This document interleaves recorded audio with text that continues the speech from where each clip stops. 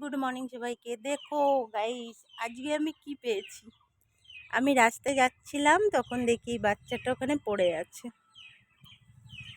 এটাকে আমি তুলে নিয়ে এসেছি বাড়িতে এনে, এখন আমি এটাকে রেখে দেব।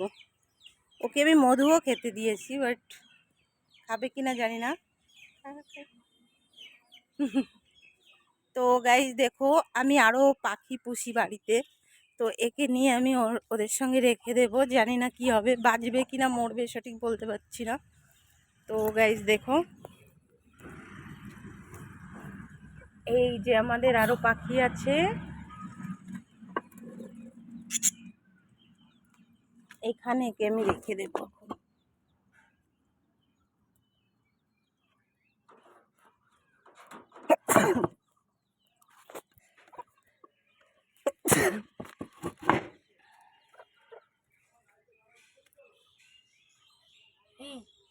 ধরো ধরো।